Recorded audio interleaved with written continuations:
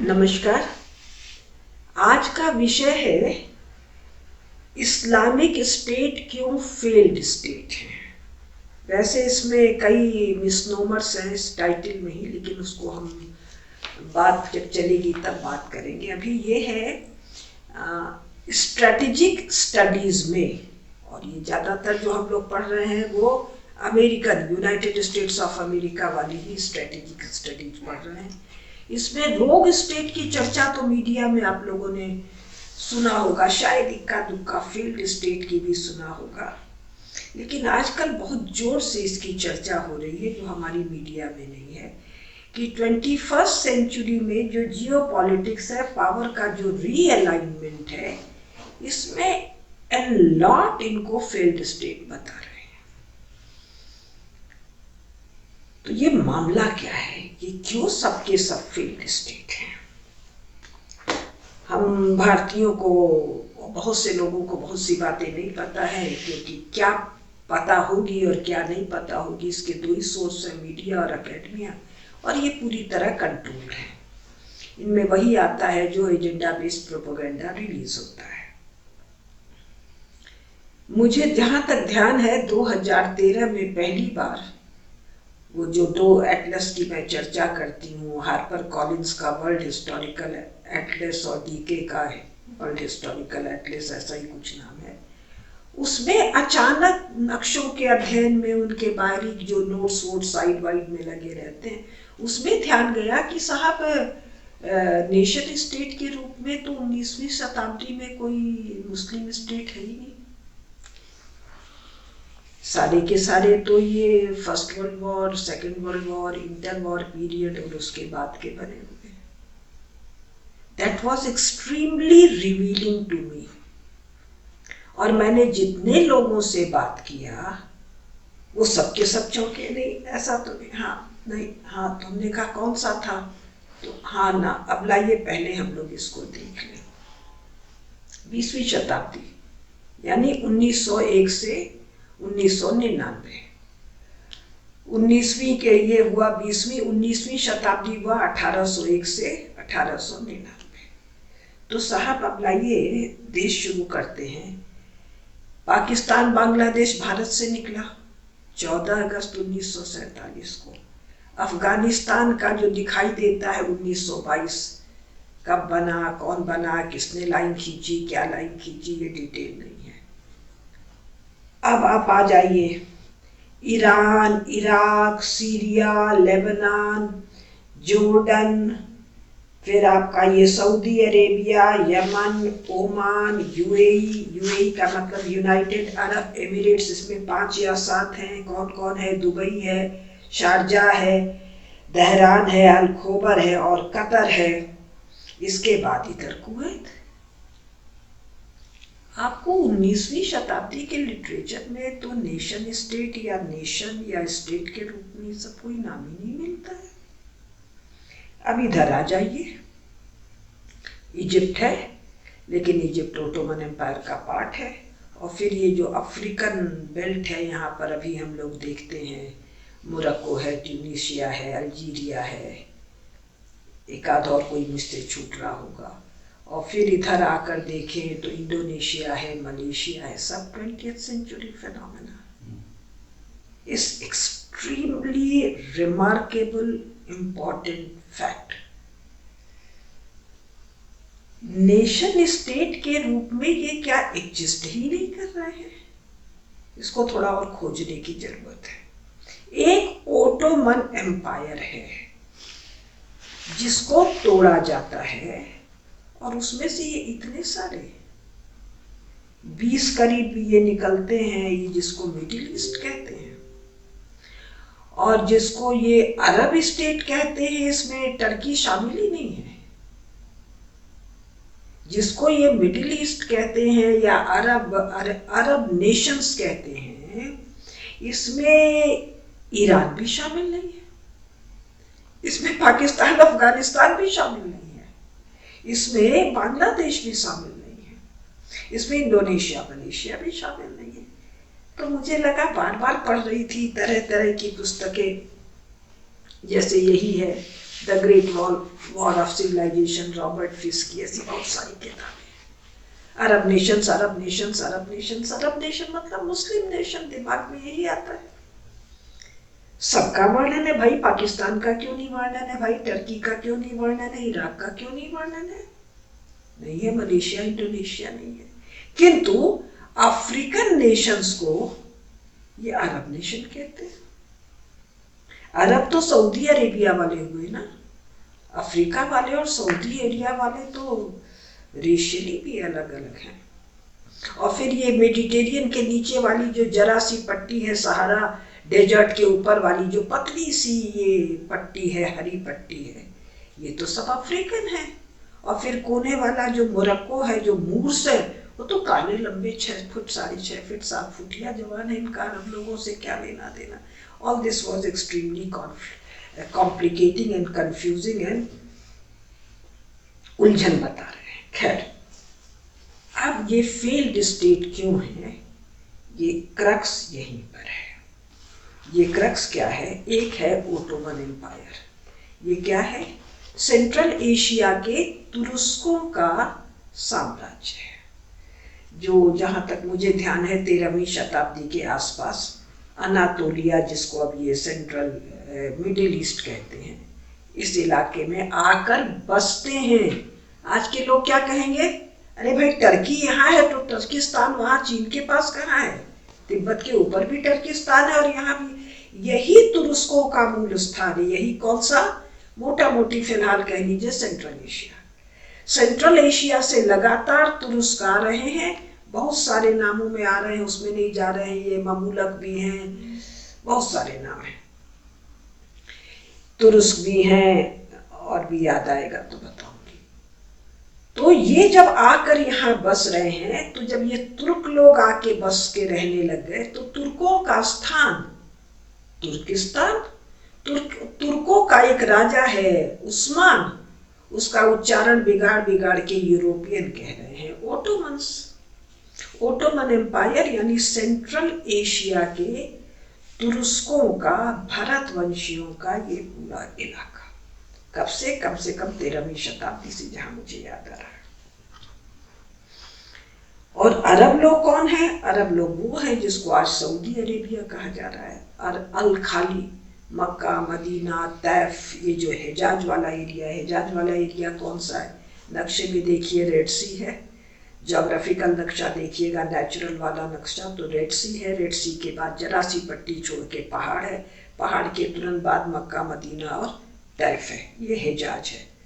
और अभी जहाँ रियाद है ये नजद एरिया है, अल खाली का एरिया है। तो अरब तो बस इतना ही है ना, ये यमन, ये ओमान, ये तो इस पूरे अरब अल खाली के बाद इंडियन ओशन में एक पतली सी कोस्टल पट्टी है, जो कि हिंदू व्यापारियों की, जिनको आपत्ति हो, भारतीय व्यापारियों का एम्पोरिया है ये पूरा का पूरा इलाका।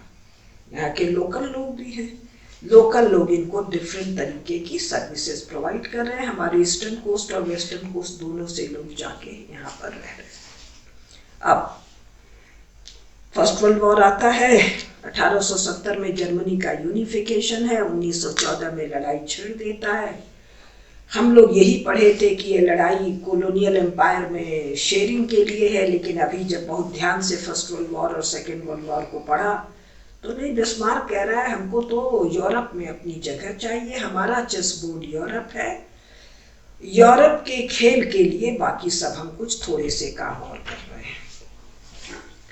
तो इसको जगह कहाँ चाहिए, इसको जगह चाहिए अपने उत्तर में जो फ्रांस वाला इलाका है, अपने पूरब में जो ये पूर्वी यूरोप है, जो रशिया का इन्फ्लुएंस एरिया है।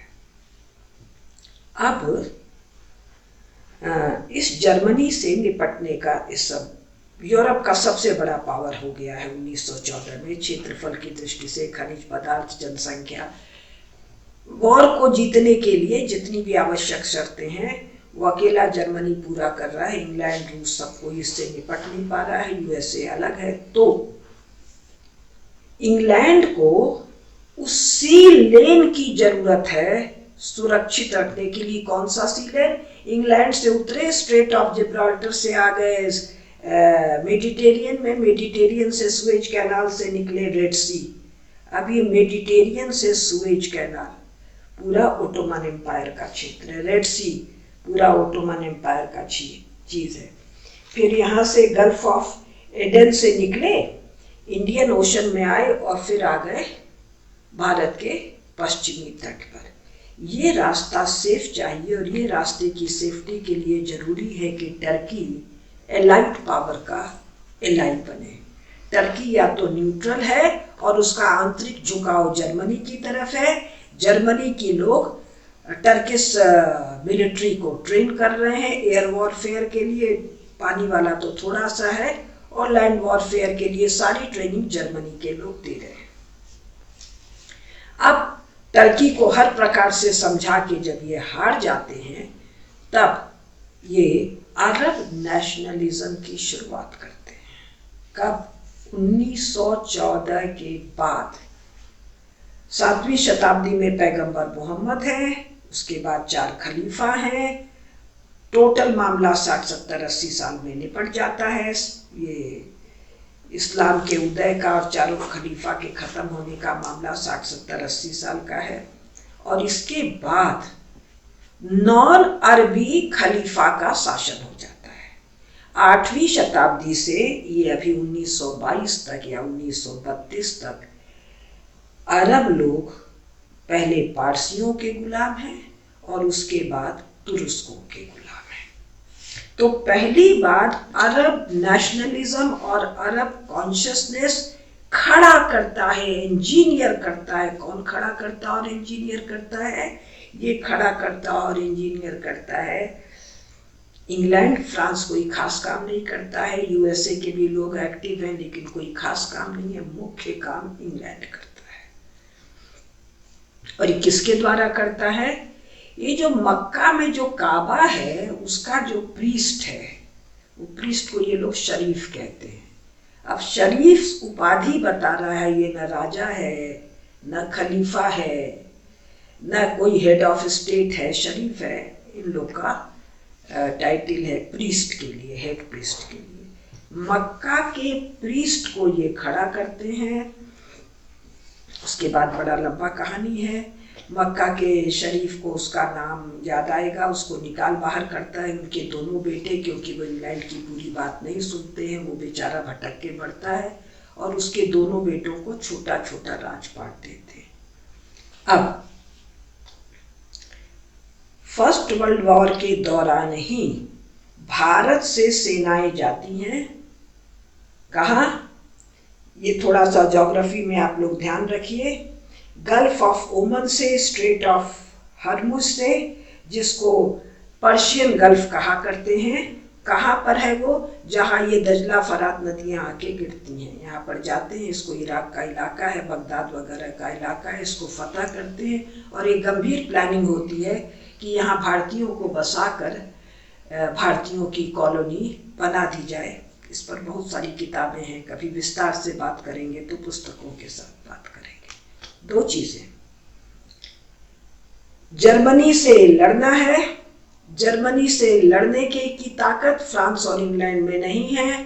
टर्की को या तो न्यूट्रल रहना है, या टर्की जो सदा से इंग्लैंड के साथ था उसका एलाई बनाना है। टर्की का को एलाई बनाने में कोई खास मदद वॉर एफर्ट में नहीं है, केवल सी रूट को क्लियर रखना है भारत आने के लिए, क्योंकि भारत सारा वॉर इंडस्ट्री का हब है जो इंग्लैंड को सप्लाई कर रहा। केवल इंग्लैंड को नहीं, फ्रांस तो मार खा गया, बाद में जो पूरा एलाइड पावर है जिसमें बाद में रशिया भी जुड़ता है, अमेरिका भी जुड़ता है।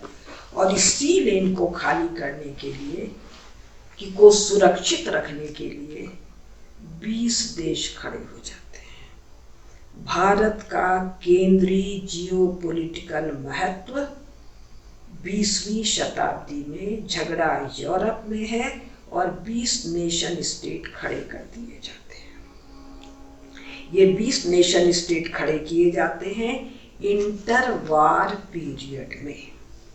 आप गूगल में जाइएगा, एक एक देश का नाम निकालिएगा और इन देशों की जन्म तिथि निकाल लीजिएगा। इंटर वॉर पीरियड मतलब 1919 से 1935 के बीच में, 245 1935 के बाद के लिए, जैसे पाकिस्तान, अफगानिस्तान, बाद में बांग्लादेश, ये सब तो बात के। इसी प्रकार से Kazakhstan, Uzbekistan, Turkmenistan, Kyrgyzstan, Tajikistan, ये तो 1990 के हैं।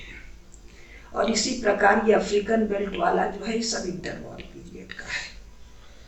तो अब लगातार चर्चा हो रही है कि ये फेल्ड स्टेट हैं, क्योंकि ये अनहिस्टोरिकल, अननेचुरल, आर्टिफिशियल स्टेट्स हैं। एक चर्चा जो अभी नहीं हो रही है, जो 5-7 साल में हो जाएगी, ये इलीगल स्टेट्स हैं। तो अभी हम पहले 3 चीजों पर बात कर रहे हैं। अनहिस्टोरिकल, आर्टिफिशियल स्टेट्स है, created by failing imperial powers. Failing imperial power कौन है? इंग्लैंड और फ्रांस। फर्स्ट वर्ल्ड वॉर में ही अमेरिका जब एंट्री लेता है तो तय कर लेता है कि कॉलोनियलिज्म और इंपेरियलिज्म का अंत होना है। सर्वाइवल के लिए ये शर्त मानते हैं। इनके सामने 2 ऑप्शन है पहली ही लड़ाई में, दूसरी में तो तय हो गया है। पहली ही लड़ाई में 2 ऑप्शन है, या तो जिंदा रहना है या एम्पायर, और ये जिंदा रहने को चुनते हैं और जीतने के बाद एम्पायर को होल्ड करने का एक सफल प्रयास करते हैं, होल्ड कर लेते हैं। सेकेंड वर्ल्ड वॉर में उनको रिलीज करना पड़ता है। तो ये सब के सब स्टेट उसी प्रकार की मनमानी लाइन खींच के बनाए गए हैं, जिस प्रकार अचानक रेडक्लिफ के द्वारा भारत और पाकिस्तान की लाइन खींच दी गई, जिस तरह डूरंट ने एक लाइन खींच दी गई, जिसने मैकमोहन ने एक लाइन खींच दी। कहाँ खींच दी? कागज पर खींच दी। न इलाके का पता है, न शहर का पता है, न टोपोग्राफी का पता है। लेकिन यहाँ जो लाइन खींची गई, उस लाइन में थोड़ा सा अकल लगाया गया। अकल क्या लगाया? जो फेल्ड स्टेट का कारण है। पहला है एक एथनिक बॉडी। एक एथनिक क्या हुआ? कुर्द हैं, पर्शियंस है, इसी प्रकार और कई हैं। तो एक तो एथनिक कंपोजिशन, और दूसरा इनका जिसको कहते हैं मजहबी फिरका, यानी रिलीजियस ग्रुप्स। इसमें क्या है? एक तो सुन्नी है, शिया है, अहमदिया है, बहाबी है, और बड़े सारे हैं, छोटे छोटे छोटे छोटे बहुत सारे हैं। हम लोग तो ये 4-5 जानते हैं। तो अब ये जो डिवीजन हो रहा है, ये डिवीजन इस प्रकार हो रहा है कि एक नेशन स्टेट, यानी मान लीजिए, ले लीजिए इराक, या ले लीजिए लेबनान, या ले लीजिए जॉर्डन। एक नेशन स्टेट में 3, 4, 5 ट्राइबल एंटिटी है, और एक एथनिक या ट्राइबल एंटिटी को 5 हिस्से में बांट दिया गया है। जैसे कुर्दों को सीरिया में बांट दिया गया है, इराक में बांट दिया गया है, ईरान में बांट दिया गया, और थोड़े से कुर्दों को टर्की में, सीरिया में, इराक में, ईरान में बांट दिया गया, 4 जगह। तो इन चारों जगह कुर्द हैं, इन चारों जगह शिया हैं, सुन्नी हैं, बहुत सारे हैं, का नाम मुझे अभी ध्यान में नहीं आ रहा, उसको बताने का जरूरत भी नहीं है। तो एक नेशन स्टेट में, और नेशन स्टेट मैंने फिर से गिना दूं, जो इंटर वॉर पीरियड में है, इधर से चलिए ईरान है, भारत की तरफ से पूरब से ईरान है, इराक है, सीरिया है, फिर नीचे उतरिए लेबनान है, जॉर्डन है, फिर और नीचे उतरिए सऊदी अरेबिया, इधर आ जाइए पर्शियन गल्फ में कुवैत है, कतार है, यूएई है, 2 ओमान है, 2 यमन है, और फिर अफ्रीकन में चलिए तो इजिप्ट है।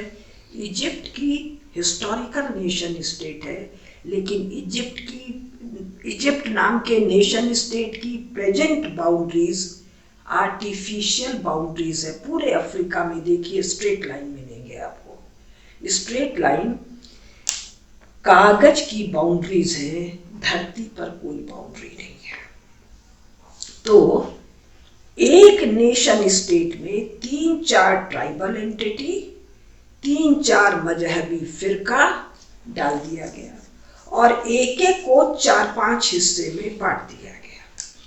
अब और दूसरा क्या किया गया कि उस एरिया में जो भी मेजॉरिटी पॉपुलेशन है, जो स्टेट का जो कंट्रोल दिया गया उस मेजॉरिटी के हाथ में नहीं दिया गया, किसी एक माइनॉरिटी के हाथ में दिया गया। जैसे अभी सऊदी अरेबिया में मक्का और मदीना में का शरीफ जो है, उसके 2 बेटों को सऊदी अरेबिया से उठा के ले गए, जॉर्डन और इराक का राजा बना दिया। अब जॉर्डन और इराक वालों को मक्का के शरीफ के बेटे से क्या लेना देना।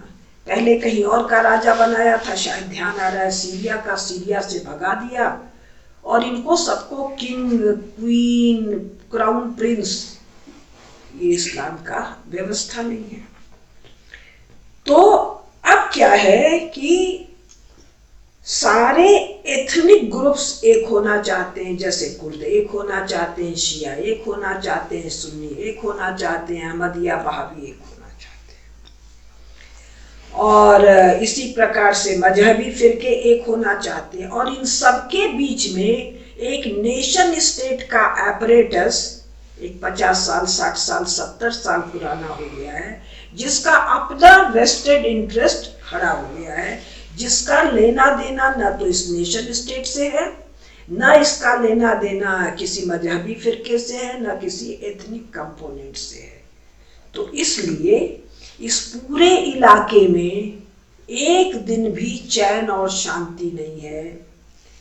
इन मुसलमानों ने या इन मुनाफिकों ने, अभी एक हम अंत में बताएंगे, अभी आ गया लिखकर, फिर वही यूनाइटेड स्टेट्स ऑफ अमेरिका के स्ट्रेटेजिस्ट का, इस्लाम से इनका कोई लेना देना नहीं है, इस्लाम तो केवल आड़ है। ये अभी अभी आया, अभी तक तो इसको इस्लामिक टेरर, इस्लामिक ये, इस्लामिक वो, अब निपटाना है तो सही शब्द का प्रयोग कर रहे हैं। तो पिछले 100 साल में इन मुनाफिकों ने या इस इलाके के लोगों ने जितना एक दूसरे को मारा काटा है, उतना किसी और को मारा काटा नहीं है। जैसे ईरान और इराक की लड़ाई, अभी जो लड़ाई चल रही है सीरिया की, लेबनान की, जॉर्डन की, और बीच में आ गया इजराइल वाले मामले को यहाँ हम लोग बिल्कुल नहीं छुएंगे। मोटा मोटी जान लीजिए, 1948 में सेकेंड वर्ल्ड वॉर 1945 में ख़त्म हो गया है। 1917 में शायद वो डिक्लेरेशन है, किसका डिक्लेरेशन है नाम नहीं याद आ रहा है मुझे, कि हम एक इजरायली होमलैंड बनाएंगे। और इस इलाके को जब ओटोमन एम्पायर से छुड़ा लिया है फर्स्ट वर्ल्ड वॉर में, तब ये ब्रिटिश संरक्षण का क्षेत्र आ गया है, जिसमें इजराइल नेशन स्टेट है और पैलेस्टीन है। 3 साल बहुत मारकाट हो रही है, ब्रिटिशर्स डिसाइड नहीं कर पा रहे हैं। सेकेंड वर्ल्ड वॉर खत्म हो चुका है, अब उनकी तरफ से भला से जियो या मरो, कभी ये अरबों के साथ हो जाते हैं यानी पैलेस्टीनियन के साथ, और कभी ये इजराइलियों के साथ हो जाते हैं, और ये मर खप के मामला खत्म हो जाता है। 1948 में कुछ युवा 40-45 साल के यहूदियों ने डिक्लेयर कर दिया, जिसमें कुछ प्रमुख नाम है, गोल्डा मायर है, बेगिन है, कई महत्वपूर्ण नाम हैं इनके। ये डिक्लेयर करते हैं कि इजराइल नेशन स्टेट के रूप में डिक्लेयर हो गया, यहूदियों का होमलैंड है। अमेरिका और बहुत से देश इसको तुरंत रिकॉग्निशन दे देते हैं। इस इजराइल से लड़ाई करना है कि दोस्ती करना है, ये एक और भयंकर कारण बन चुका है इनके आपस के भीषण रक्त रंजित जानलेवा युद्ध का, जो इनके फेल्ड स्टेट होने का कारण है। जैसे 1948 में डिक्लेयर होती, 5 देशों ने कहा कि हम जा रहे हैं इजराइल, और इजराइल को उठा के रेड सागर में डुबो देंगे। कौन से 5 देश? इजिप्ट, जॉर्डन, लेबनान, सीरिया और इराक। और कुल 7 लाख यहूदी हैं, तो बोले 7 लाख यहूदियों को उठाएंगे हम रेड सी में ले जाके डुबो देंगे। 6 दिन की लड़ाई या 5वें दिन की लड़ाई का है कि 7 लाख पैलेस्टीनियन जो वहां रहते थे उनको इन पांचों की सेनाओं ने लाउडस्पीकर पर अनाउंस करके अपना घर छोड़ो और भागो, अपना घर छोड़ो और भागो। और 5वें दिन शायद, जो मुझे याद है, पैलेस्टीन को खाली करा दिया। और इन 7 लाख लोगों को ये 20 देश आपस में एब्जॉर्ब नहीं कर पाए। और ये जो होमलैंड की बात कर रहे हैं, इनमें से किसी का इस इलाके में ना होमलैंड है, ना नेशन स्टेट है, ना इनका नेशन है। सब एक दूसरे से लड़ रहे हैं। फिर दूसरी लड़ाई होती है, फिर तीसरी लड़ाई होती है। तीसरी लड़ाई के होते होते कैंप डेविड समझौता होता है, इजिप्ट के अनवर सादात आ जाते हैं, उनसे समझौता हो जाता है और इनके कई देशों से समझौता हो जाता है। शुरू में जिसका समझौता इजराइल से हो जाता है वो इनके लिए परिया हो जाता है, वगैरह वगैरह। और वो आपस में क्लेश का एक भयंकर कारण होता है। आप ये 3, 4, 5 कारण बताए। अब जब ईरान और इराक वॉर निपटता है, एक फैक्टर, और दूसरा सोवियत रूस है। सोवियत रूस इंडियन ओशन में यानी गर्म पानी के बंदरगाह को प्राप्त करने के लिए अफगानिस्तान में एंट्री करता है, तो उसका हॉट वाटर एक्सेस डिनाई करने के लिए अमेरिका अफगानिस्तान के लोगों को ट्रेन करता है और इस पूरे इलाके के, ईरान के, इराक के, बाकी इस पूरे इलाके के लोगों को ट्रेन करता है, जिसका मुखिया है ओसामा बिन लादेन, जिसको तालिबान और मुजाहिदीन के नाम से हम लोग जानते हैं। तो एक ये नया फैक्टर आता है। अफगानिस्तान में अंत में लड़ाई 89 में खत्म हो जाता है। 90 में सोवियत रूस का विखंडन हो जाता है। बहुत सारे देश, 20-22 देश उससे निकल के बाहर हो जाते हैं। तब एक नया यहाँ मामला आ जाता है, नॉन स्टेट प्लेयर्स। अपने लोग तो मीडिया में ये सब शब्द ही नहीं सुनते हैं। ये तो कौन हुए? स्टेट प्लेयर्स हुए। अब नॉन स्टेट प्लेयर कौन है? Taliban non state player, Mujahideen non state player, ISIS non state player, फिर वो हमास है, फिर वो बोको हराम है, और बड़े सारे नाम हैं अलग अलग जगह पे। तो ये दुनिया भर के नॉन स्टेट जो प्लेयर हैं, इनकी फंडिंग कौन कर रहा है, इनकी ट्रेनिंग कौन कर रहा है, इनको आर्मामेंट कौन दे रहा है? अमेरिका दे रहा है, रूस दे रहा है। सऊदी अरेबिया ईरान में उत्पात करने के लिए फंडिंग कर रहा है, सीरिया में उत्पात करने के लिए ईरान फंडिंग कर रहा है, कहीं इराक फंडिंग कर रहा है कि भाई हम तो कुछ नहीं कर रहे हैं, ये नॉन स्टेट प्लेयर्स कर रहे हैं, तो इनका हम क्या करें? हम कंट्रोल करने की कोशिश तो कर रहे हैं, कंट्रोल हो नहीं रहा। जैसे पाकिस्तान में कहा जा रहा है कि साहब जो भारत में घुस आ रहे हैं ये इन्फिल्ट्रेशन है, टेररिस्ट अटैक है। अरे कोई टेररिस्ट अटैक नहीं है। इंटरनेशनल कानून के तहत वॉर का डिक्लेरेशन महंगा पड़ता है, तो आर्मी ट्रेन करके नॉन स्टेट प्लेयर्स के रूप में भेज देते हैं और नॉन स्टेट प्लेयर्स के रूप में कह देते हैं कि जी हम कंट्रोल करने की तो कोशिश कर रहे हैं, पता नहीं है हमारे हैं कि पता नहीं है आपके हैं। लेकिन इस इलाके में नॉन स्टेट प्लेयर्स की 89 के बाद आज 30-32 साल में अपनी इंडिपेंडेंट आइडेंटिटी बन चुकी है। अब इन नॉन स्टेट प्लेयर्स के अपने डिजाइन हैं। कोई कहता है जी हम यहाँ पर क्या बनाएंगे, ग्रेटर सीरिया बनाएंगे। एक कुछ और कहता है ना कि कौन सा, हम अभी बताएंगे, कई नाम ये तो आया है अपने मीडिया में, इलेक्ट्रॉनिक मीडिया में, हम ये वाला एरिया बनाएंगे, हम ये वाला एरिया बनाएंगे, हम ये वाला एरिया बनाएंगे, बड़ा प्रसिद्ध नाम है। तो जब ये नॉन स्टेट प्लेयर ये सब एरिया बनाएंगे तो ये नेशन स्टेट के को टूटना है, ये स्टेट बाउंड्रीज को टूटना है।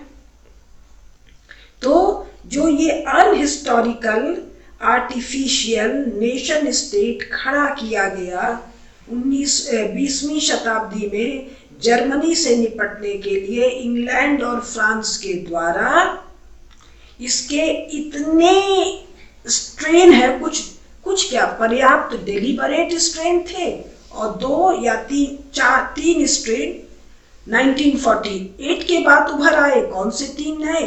एक इजराइल वाला, इजराइल आके इनके बीच में बैठ गया। इतना सा जगह, वहां से कुल 7 लाख बाहर आए थे, 7 लाख शांति से सेटल हो जाते, इजराइल अपनी जगह रहता, चैन से ये पूरा इलाका अपने पेट्रोलियम के पैसे से बढ़ जाता। ये तब संभव होता, जो खास बात है, अगर आपको स्टेट चलाने का अनुभव होता, अगर आप में स्टेट क्राफ्ट होता, अगर स्टेट नाम का या राज्य नाम का या राज्य सत्ता नाम का या राजा नाम का या साम्राज्य नाम का कोई आपका परंपरा होता, कोई आपकी विरासत होती, कोई आपकी कल्चरल, सिविलाइजेशनल या मजहबी कंटिन्यूटी होती। कुरान तो स्टेटहुड की कोई चर्चा ही नहीं करता है। खलीफा का मायने केवल मुखिया होता है। न पैगंबर साहब ने कोई इंस्ट्रक्शन दिए हैं हदीस में, न अल्लाह ताला ने कुरान में कोई इंस्ट्रक्शन दिया है स्टेट फॉर्मेशन का। और इस पूरे इलाके में नेशन स्टेट नहीं है।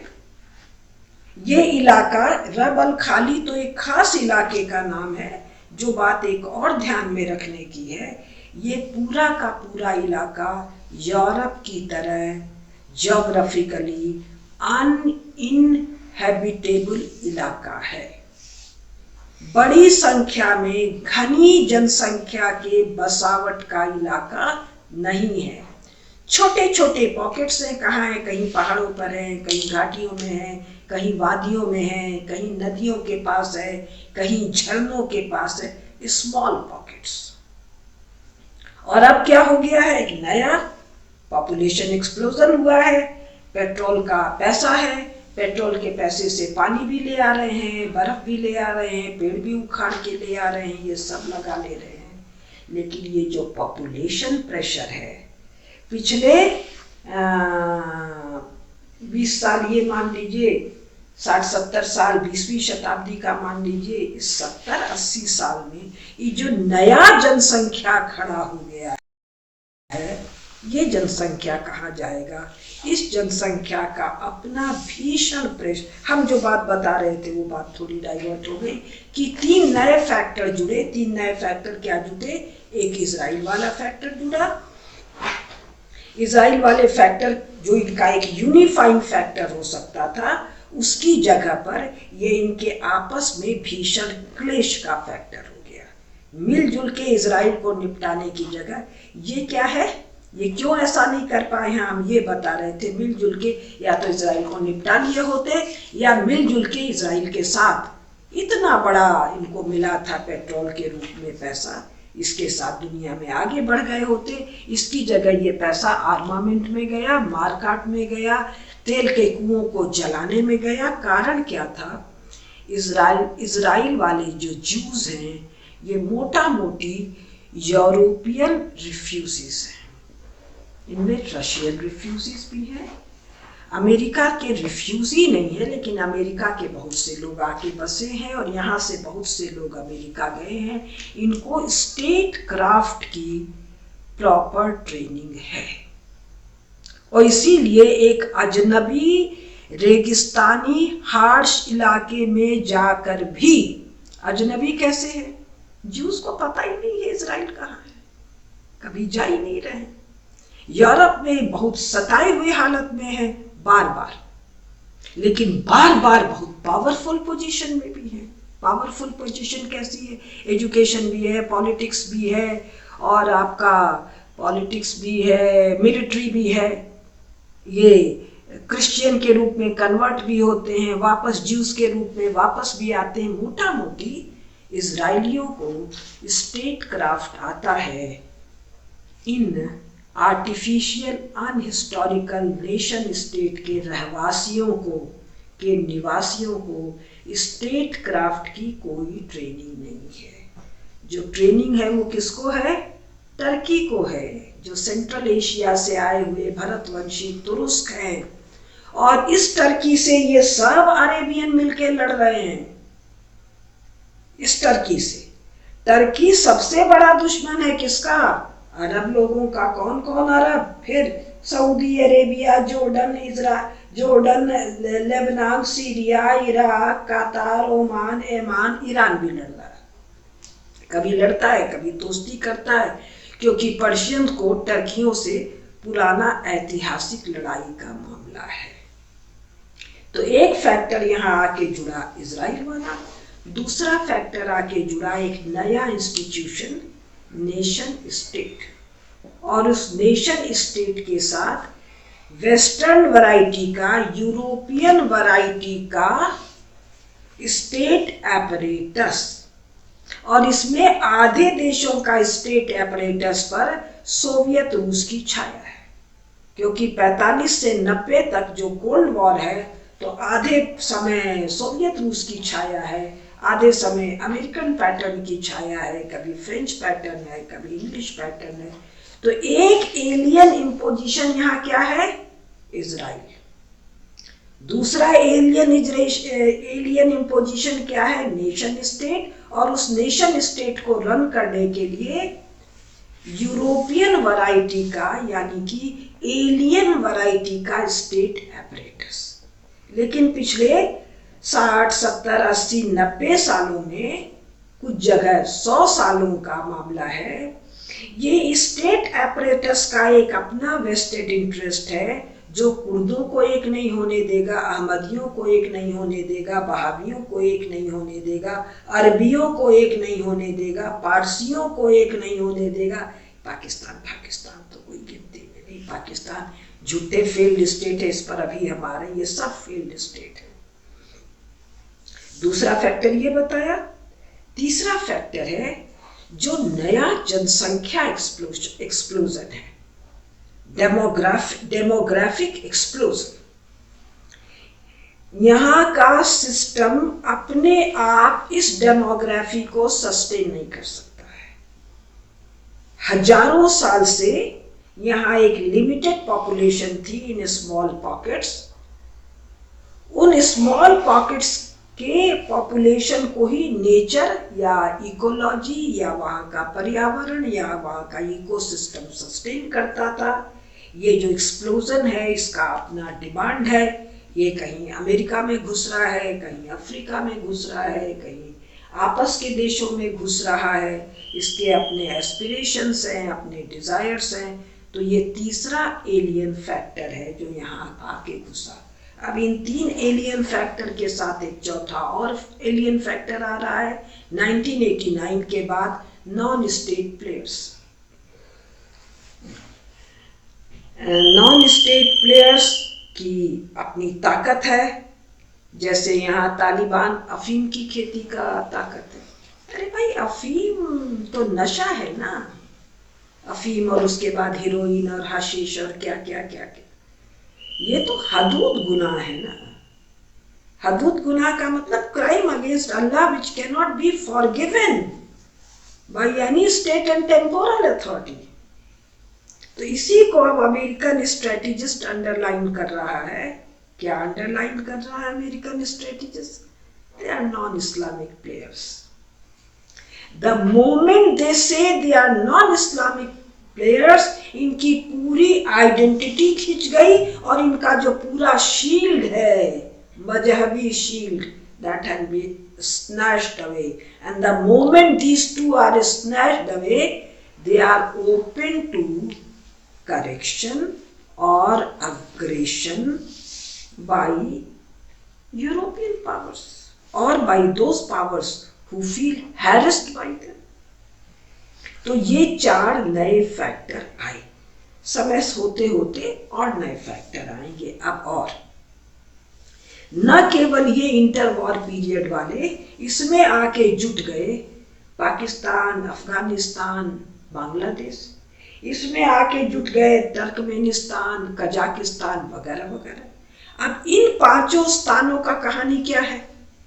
इन 5 स्थानों का कहानी है करीब 90 साल तक सोवियत रूस के अधीन रगड़े गए तो इस्लामिक पहचान काफी साफ हो गई, इस्लामिक कॉन्शियसनेस काफी साफ हो गई और pre Islamic identity, pre Islamic memory आ रही है। राहुल सांकृत्यायन को पढ़ के मैं आप लोगों को सुनाऊंगी सोवियत मिडिल ईस्ट, इन्हीं 5 स्थान की कहानी है। इसके साथ एक चीज और जुट गया। क्या जुट गया? ये पूरा इलाका में, ये जो 5 स्थान वाला इलाका है, इसमें पेट्रोलियम है, इसमें डीजल है, इसमें केरोसिन है, इसमें नेचुरल गैस है, इसमें बहुत इंपॉर्टेंट मिनरल्स हैं। इसके साथ ये ट्रांजिट एरिया है डिस्ट्रीब्यूशन का। कहाँ तक? इधर यूरोप, इधर वो कम्युनिस्ट इंपीरियल पावर, उधर रूस। ये तीनों अलाउ नहीं करेंगे यहाँ पर कट्टरता या यहाँ उत्पात या यहाँ लॉलेसनेस या जिहाद या इस्लामिक आइडेंटिटी। समय रहते हुए नाम बदला जाएगा, असलियत से कोई लेना देना नहीं। और स्वयं ये 60-70 साल के, यानी 1917 से 1990, 70 साल के सोवियत रिप्रेशन के बाद अपने नए पाए हुए ऑयल रिसोर्स के कारण चैन से, सुख से, आनंद से रहना चाहते हैं। तो ये एक बहुत बड़ा ब्लॉक है जो इसको चैलेंज कर रहा है। अब आइए अफगानिस्तान, पाकिस्तान, वो तो 90, ये तो 22 में है, वो 5 90 में है। ये दोनों 47 में कह लीजिए, 22 में कह लीजिए, 32 में कह लीजिए। अफगानिस्तान का कोई डेट तो नहीं है, कोई नेशनहुड तो डिक्लेयर नहीं हुआ और कभी ना इसको उस तरह से मान्यता का बात है।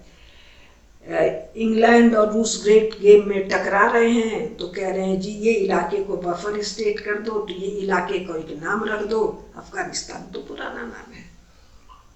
अब पाकिस्तान खुद एक फेल्ड स्टेट है, ना तो ये हिस्टोरिकल स्टेट है, ना ये स्वाभाविक राज्य है। 47 के पहले तो कोई नाम ही नहीं है, 14 अगस्त के पहले भाई। ये तो भारत है ना, तो भारत के रूप में इसकी आइडेंटिटी इन दोनों इलाकों की तो अनादिकाल से है। लेकिन पाकिस्तान के रूप में ये एक आर्टिफिशियल और इलीगल नेशन स्टेट है। इलीगल कैसे है भाई? भारत एक संप्रभु राज है। इसमें नेहरू का क्या औकात है, प्राइम मिनिस्टर का क्या औकात है, इसमें गांधी का क्या औकात है, इसमें रेडक्लिफ का क्या औकात है, इसमें जाता हुआ डेड इंपीरियलिस्ट पावर का क्या औकात है? Who would recognise this? जब अफगानिस्तान और पाकिस्तान डूरंड लाइन को लेकर रो रहे हैं, क्यों रो रहे हैं? पख्तून आधे अफगानिस्तान में है, आधे पख्तून पाकिस्तान में है। Ethnic division. सिंध वालों को इन पंजाबियों की हुकूमत क्यों स्वीकार है? सिंध तो फ्रॉम टाइम इमेमोरियल एक सार्वभौम सत्ता है। बलूचों की कहानी हम लोग सुन ही रहे हैं, पश्तूनों की कहानी हम लोग सुन ही रहे हैं। तो एथनिक, मजहबी, अब ये अफगानी, ये non state player, Taliban, Mujahideen, एक और झमेला जो अब खत्म होने वाला है। एक्सपेंशनिस्ट कम्युनिस्ट रेजीम, उसको इधर से रास्ता चाहिए, उसको रास्ता चाहिए। चुपचाप कायदे तमीज से रहो, कुछ इस्लाम फिस्लाम नहीं करो, एकदम कायदे से रहो। उइगरों को रगड़ रहा है और तालिबान कुछ कह ही नहीं रहा है, पाकिस्तान कुछ कह ही नहीं रहा है। तुम्हारा काहे का मजहबी उम्मा है। अब ये सब स्वयं इनको, इनकी जनता को, इनके मित्रों को और इनके शत्रुओं को दिखाई दे रहा है। इसी प्रकार मलेशिया और इंडोनेशिया, ये सेकेंड वर्ल्ड वॉर तक तो नेशन स्टेट के रूप में नहीं है, इस रूप में ये अनादिकाल से सार्वभौम सत्ता संपन्न राष्ट्र हैं, लेकिन प्रेजेंट जो नेशन स्टेट की बाउंड्रीज है ये तो कुछ फ्रेंच लोगों की खींची हुई है, कुछ डच लोगों की खींची हुई है, कुछ इंग्लिश लोगों की खींची हुई है। और कब खींची हुई है? सेकेंड वर्ल्ड वॉर के बाद, जब जापान के हिरोशिमा नागासाकी पर बम्बार्डमेंट किया है, तो जितने इलाके में जापान का कब्जा है और जो ये एक्स कॉलोनिस्ट है, इन लोगों ने मनमानी ढंग से नेशन स्टेट बना दिया। एक टिप्पी सा डॉट कहा कि जी सिंगापुर ये भी एक नेशन स्टेट है। इसको एक नेशन स्टेट के रूप में क्यों मान्यता दी? Malacca strait. बिना ज्योग्राफी समझे पॉलिटिक्स समझना असंभव है। अब ये उसमें खोज लीजिएगा आप लोग नक्शे में, मलक्का स्ट्रेट। दुनिया का 75%, दुनिया का, अगर जो आंकड़ा मुझे याद है, 75% मैरीटाइम ट्रैफिक मलक्का स्ट्रेट से है। और इस इलाके का तो 100% मैरीटाइम ट्रैफिक मतलब समुद्री जो ट्रैफिक, मतलब मोटा ट्रैफिक तो सामानों का ढुलाई है, दुनिया भर की ढुलाई है, ये मलक्का स्ट्रेट से। तो मलक्का स्ट्रेट के नाक पर सिंगापुर को धर दिया। सिंगापुर का आज से 30 साल पहले क्या बुरा हालत था, इसका वर्णन कभी मैं सुनाऊंगी। 30 साल में इसकी capacity, air capacity dot 33 lakh कुल जनसंख्या आज के दिन, इसकी एयर कैपेसिटी ये है कि मलेशियंस कहते हैं कि 4 से 6 घंटे में ये हमको निपटा देंगे। सिंगापुर से कोई पंगा लेने के मूड में पीपुल्स रिपब्लिक ऑफ चाइना नहीं है, केवल एयर वॉरफेयर के लिए। तो ये सब आर्टिफिशियल खड़े किए गए मलक्का स्ट्रेट को हैंडल करने के लिए। अब ये जो वियतनाम है, ये जो लाओस है, जो कंबोडिया, ये सब संप्रभुता संपन्न राष्ट्र रहे हैं, लेकिन प्रेजेंट इनकी जो लाइन है ये मरे हुए इंपीरियल लाशों के द्वारा खींची गई लाइन्स है, जो 21वीं शताब्दी में उसी प्रकार से टूट रही है जिस प्रकार से 4 सुपर पावर तथा कथित United states of America, Soviet रूस, इंग्लैंड और फ्रांस ने यूनाइटेड नेशंस के ऑस्पिसेस के तहत जर्मनी को 2 हिस्से में बांटा, जर्मनी एक हो गया। यूनाइटेड नेशंस के तहत बांटा भाई, यूनाइटेड नेशंस के तहत इजराइल ले जाके खड़ा कर दिया कि साहब ये रहा इजराइल नाम का नेशन स्टेट। 2 वियतनाम बनाया, एक वियतनाम बन गया। 2 कोरिया बना दिया, एक कोरिया बन रहा है। जापान को कह दिया जी तुम कोई आर्मामेंट तुम जिंदगी में कभी नहीं कर पाओगे, 1945 में कहा। 1950 से 1993 में 1953 में 3 साल के भीतर क्लैंडस्टाइन तरीके से इसको आर्मामेंट की छूट दे दी। क्यों छूट दे दी? कोरिया और कम्युनिस्ट चाइना से निपटने हम पूरा पैसिफिक पार करके थोड़े आएंगे, लोकली तो जापान निपटेगा। तो ये जो इस्लामिक स्टेट हैं ये इन कारणों से फेल्ड स्टेट हैं।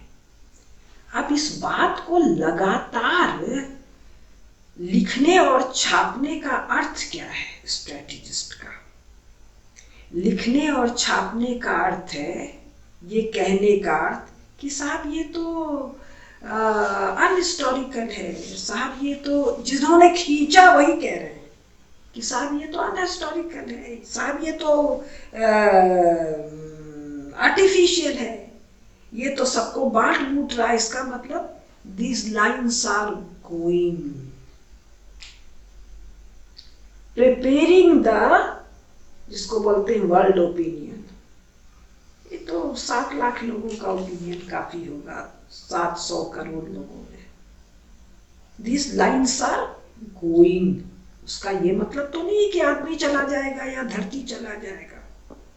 As nation state created in previous century, within 100 years, 110 years, 120 years, as it suits to America and Russia, these lines are going to be wiped out. 2-4 minute का समय और है। इसके बहुत गंभीर अर्थ है। हिस्टोरिकल शब्द को डालने का बहुत ही गंभीर अर्थ है। गंभीर अर्थ क्या है? Historical states will prevail. Historical states with their natural boundaries, with their historical boundaries, with their ethnic boundaries will re-emerge. ग्रहण लगता है ना, एक्लिप्स होता है ना, सूरज भगवान छिप जाते हैं, चंद्रा मामा छिप जाते हैं, कितनी देर के लिए? इतनी देर के लिए। पहले हमको याद है बचपन में बड़ी जोर से हल्ला मचता था, अरे ग्रहण लगा, ग्रहण लगा, दान करो, दान करो, दान करो। घंटा 1.5 घंटे का बड़ा हल्ला मचता था सड़कों पर। गंगा स्नान, जो भी नदी पास में है वो सब गंगाई जी है। गंगा, जैसे ही सब गंगा स्नान को जा रहे हैं, भगवान का भजन तेजी से हो रहा है, ग्रहण मोचन होते ही सब शांति। तो ये इंटर वॉर पीरियड का पिछले 100 साल का ग्रहण दुनिया के इतिहास में एक फ्लीटिंग मोमेंट है। तो this fleeting moment is going away. मैं किताबों के साथ पढ़ के नहीं सुना रही हूँ, बड़ा लंबा खींच जाता है। ये सब उनके शब्द हैं, और वो शब्द जब डालते हैं तो बहुत चुन चुन कर डालते हैं। तो फिर यहाँ क्या होगा, इस पर चर्चा फिर कभी। नमस्कार।